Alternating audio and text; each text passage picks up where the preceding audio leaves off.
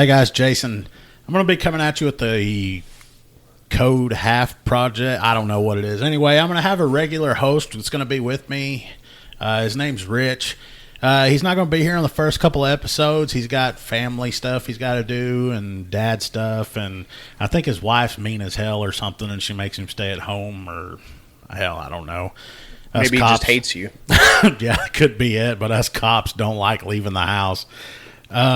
Anyway, it's the Code Half project or Code 0.5. I don't know what we're going to really call it yet, but I say that like, if we get a call on the radio for, like a shooting or a domestic, something serious, they'll be like, hey, the shooting happened at such and such, and we're going to run Code 3. So we turn our lights and our sirens on, and, with due regard, we're going to drive like as fast as we can and safely as we can to get there. If it's not an emergency call, then we're going to drive Code 1. No lights, no sirens, just regular driving. This podcast is going to be about the other calls that we get. The calls that we get, and it's like, man, do I really need to go to this? Is there a purpose for me to go there? So, basically, you got your true crime podcasts that talk about the stories and the cool stuff that happens, but we're going to talk about all the other crap that happens outside of those calls.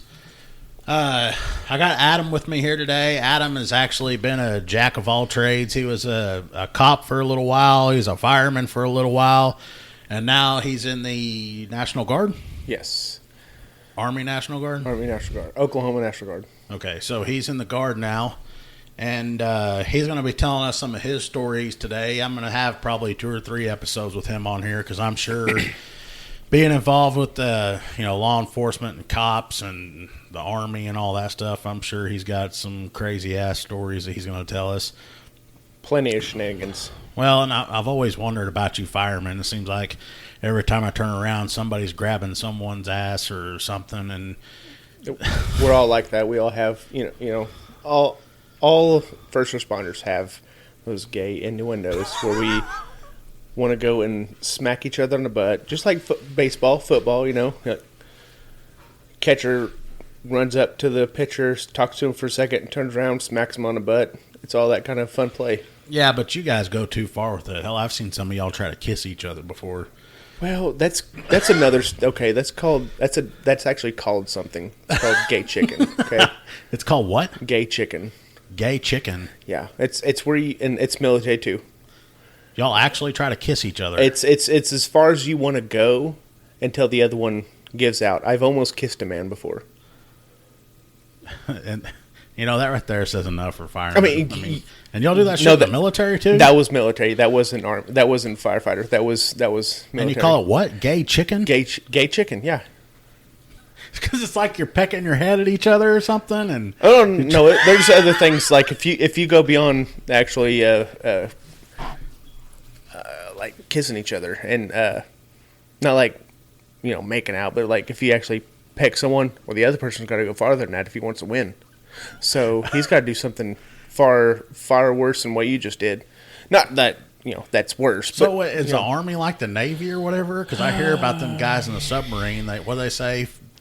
50 sailors go on a submarine and 25 couples come out or whatever. A submarine is full of seamen, so. Okay. All right, well, we're going to just be talking. That's basically the dumb crap we're going to be talking about. The other stuff that happens in law enforcement and public service and all that you guys don't even know about. I haven't even thought about paramedics. I'm sure they go through some crazy crap, too. Yeah, some of them are just showboats, though. Most of them. Yeah, they're there and they want to have the glory. No, I do know of several that have been phenomenal at their job. Yeah. But, well, and I can tell you talking about paramedic, that brings me to my first story that I wanted to bring up on here. I get called out to a guy. He's seeing people, okay, and this guy he calls a lot, and it's the people that he sees is drug induced. And so I go out there, and I go out there a lot. A lot of times I'll just go out and talk to him, and he'll relax or chill out and that kind of stuff, and then I go on about my day. But Anyway, I get a call to go out there, and he's telling me there's, people out running around his property. So I show up. I'm like, hey, how are you doing? Blah, blah, blah. And he's telling me where he saw these guys out. And I'm, entertaining this. And I go, and I kind of, half-ass look around. And he finally hollers at me and says, hey, man, he goes, come here. All right. And I go over there, and he goes, man, I'm hurting. I'm like, what do you mean? And he's like, dude, he goes, I'm just hurting. I goes like, do you need to go to the hospital or something? You need a paramedic or something to come out here? And he's like, no, man. He goes, earlier I was riding my bike. I'm like, yeah. I was like, where are you riding your bike at? And he points over, and I know the road he's talking about, and it's a gravel road. And I think they had recently just like regraded it, so the rocks are loose, the ground's not packed back down and everything. And this guy, he rides a bicycle everywhere. And Hi-O Silver. He's telling me about his bike and all that, and he's going down the road, and I'll see him. He goes up to the convenience store a lot, and it's like 3 or 4 miles from his house. So he tells me that he was on his way to the convenience store, and he's pedaling like hell, riding his bike, and the ground was kind of loose and the gravel and all that. And he said he went to stop abruptly, and when he did, he fell forward and landed on that bar that's right in front of the seat, And I was like, oh, yeah. And he was like, man, and I'm hurting. And I was like, well, what do you mean you're hurting? And I don't know why I had to ask him that. And I kind of turned and was looking at something, and when I turned back, he goes, see, look. And he's wearing shorts. He pulls over his short leg, his pant leg for his shorts or whatever, and he has one of his testicles in his hand, okay? And I look at this thing and jerk my head back away, and I'm like, oh, my gosh. And then I go, wait a minute, what in the hell did I just see? So I turn back around, and I look. This thing's as big as a baseball.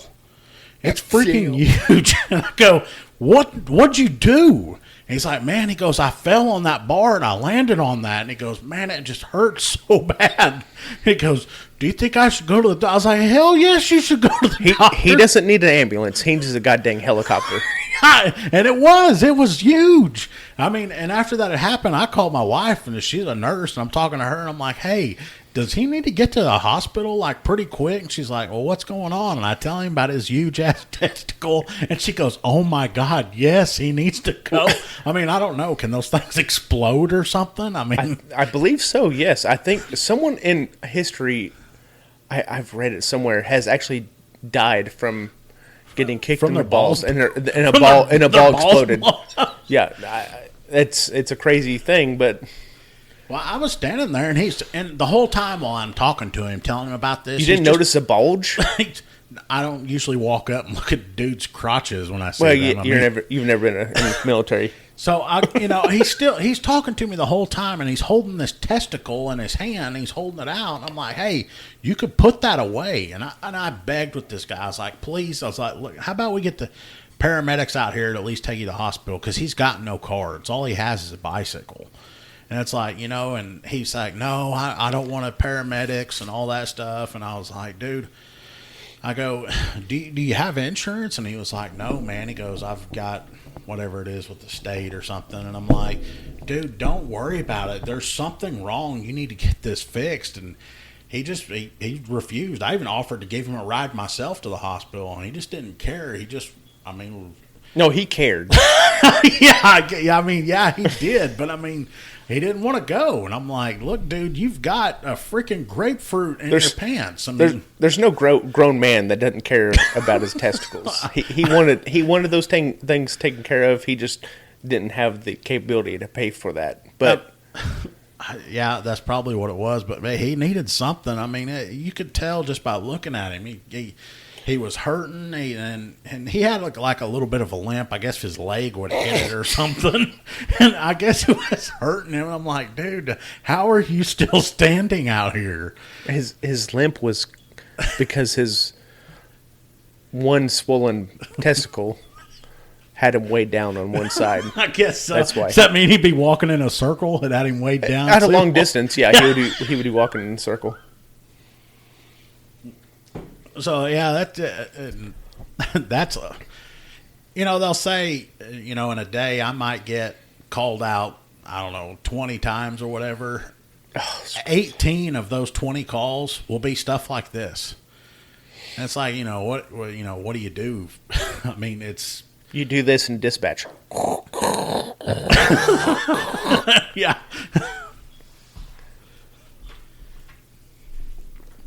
So yeah, that's my my one that I wanted to get in quickly was, or one to be my first ones to get out there was the guy with the grapefruit in his pants. Well, to go with that story, I have one, and it's not as long as yours. It's kind of a short story. Yeah. And it's not even one I have wrote down here for reference, but it's a ball story. Okay. So is our first episode going to be talking about testicles all the time? It might as well, But it was a basic training story. Okay. Obviously, when I went through basic training, we had COVID. Yeah. So we had... Did you have to wear masks the whole time and shit? Inside of our sleep bay, we did not, but outside, which there is fresh natural air. Yeah. Okay. All right. You had to wear one. Okay. During your workouts, when you were working out, running, you had to wear a mask. Okay. Yeah, there was. Well, I mean, there was we one don't time have to go there because I know how idiotic that can go. There was one time we were running, and it was raining. While we were running. And my mask started getting so soaked that I was breathing in. Like, I was drinking while I was breathing. It was raining so hard on us. So you're waterboarding yourself? Oh, yeah, that's what it was. I was waterboarding myself while running. You know how hard that is? Or giving yourself pneumonia or whatever that is? Do you know how tough that is? It's not that easy of a task. Yeah. It doesn't sound like it is. But anyway, get on to talking about your balls. Yeah, sorry. Close to the end of basic training, we had, of course, not going to mention names because I don't want to put this man out there. He was a great man. He was one of our drill sergeants. And due to COVID, they did not teach combatives.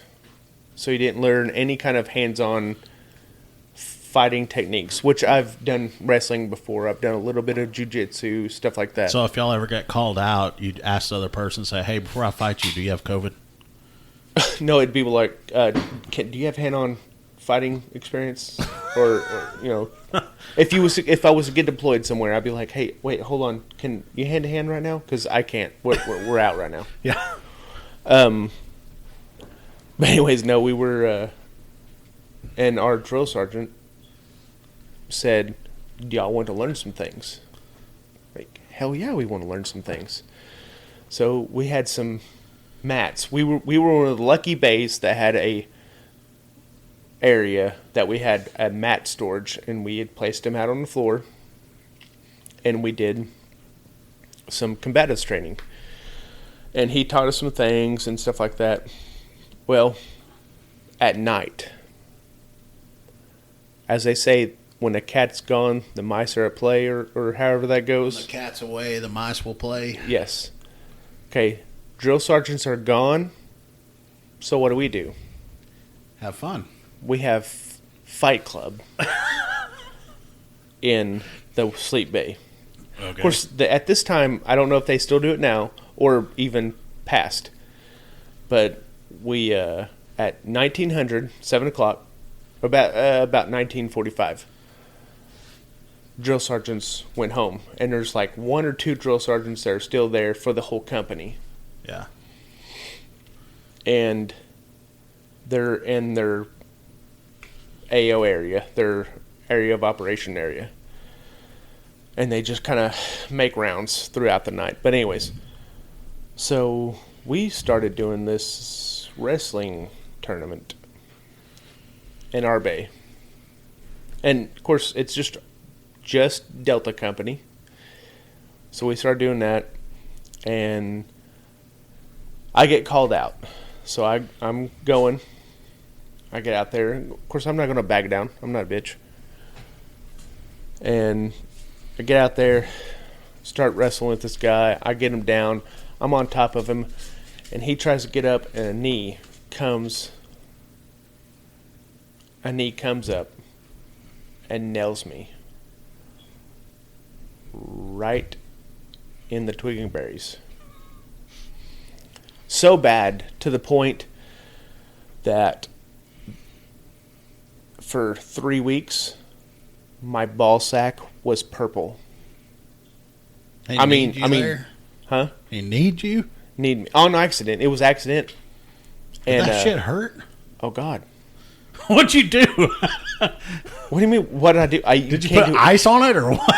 There's no ice. You can't just go. Hey, can I have ice for my balls? I guess I could have said, hey, for my shoulder or some crap like that, but then it would have made me go to med quarters.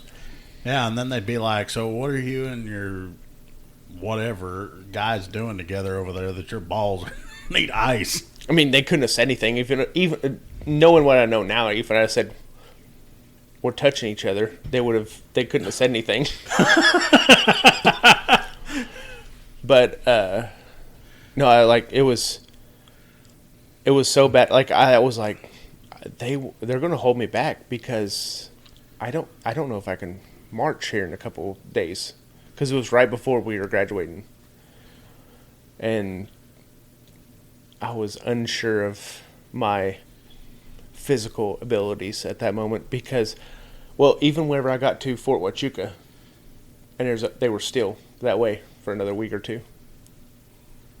It was bad. Like I thought I was gonna have to go. And actually I was waiting until I got there to go to the student clinic.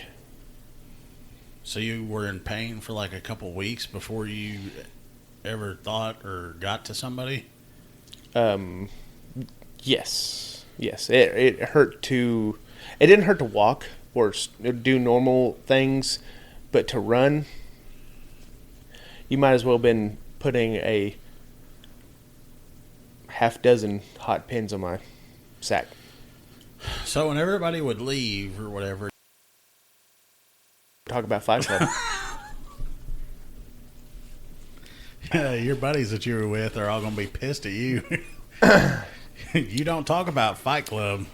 It wasn't really Fight Club. We didn't throw fist. Okay, so it was just more, did like ground shit. Like yeah, it was grappling. Yeah. Oh, okay.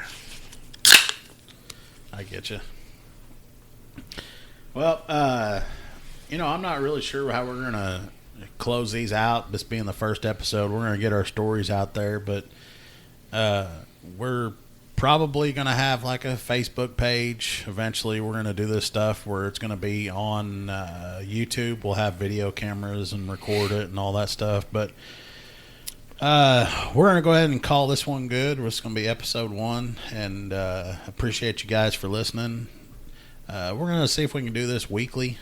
If we get enough guys involved that want to come and share their stories, it might be, twice a week or something. I don't know. But anyway, I appreciate you guys listening. Everybody take care of themselves out there and watch your